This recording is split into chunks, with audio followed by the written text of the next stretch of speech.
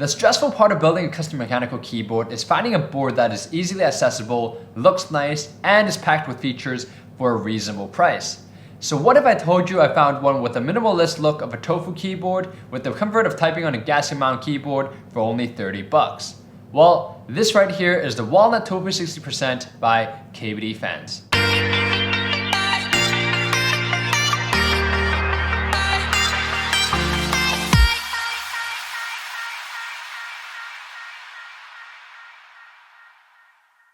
The keyboard case comes in its usual packaging, nothing really special there.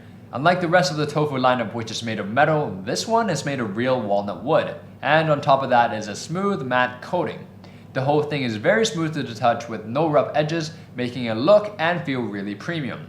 Aside from being the first Tofu keyboard to be made of wood, it is also the first to feature an O-ring mounting style, but it isn't your conventional O-ring mount setup. Instead of using rubber rings, it utilizes foam rings and tiny metal stems. You're supposed to stick the foam O-rings on both ends of the metal stem and put the whole unit into one of each of the 4 holes in this keyboard. From there, screw it onto the board from the back, but not all the way so the PCB have room to compress, creating that flexible typing experience. The PCB you see right here is a hot swap PCB from KBDFans.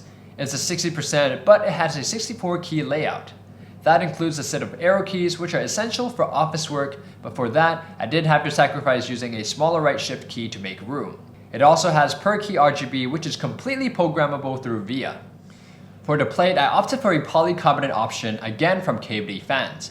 The combination of the O-ring mount case plus the polycarbonate case creates an exceptionally soft and bouncy typing experience, which is perfect for office use when typing for long hours. Not to mention, the translucent factor of the plate allows for complete Rgb pass-through. To fit the whole office vibe of this keyboard, I went with something I don't usually go for. Tactile switches, as most office membrane keyboards are tactile. So I did some research and ended up buying the Durock T1s. These are one of the most tactile switches I've ever tested. They have a total travel distance of 4mm with a 2mm actuation point and a 67 gram bottom out force. These are surprisingly smooth, with the stem only being slightly wobbly. These are definitely some of the easiest and more comfortable switches to type on. Honestly, it is perfect for office work typing, which is quite fitting for the whole theme of this keyboard. Now, along with the switches, I also got Durock stabilizers. These are the V2 version, which was recently renewed to fix a minor issue the V1 had. They come unlubed, so I had to lube them myself with some 205G0 lube, mainly around the stem and wire, as that's where most of the rattling sound comes from when it's unlubed. Assembling the keyboard was pretty straightforward. It's just like building any other keyboard aside from the foam O-ring part.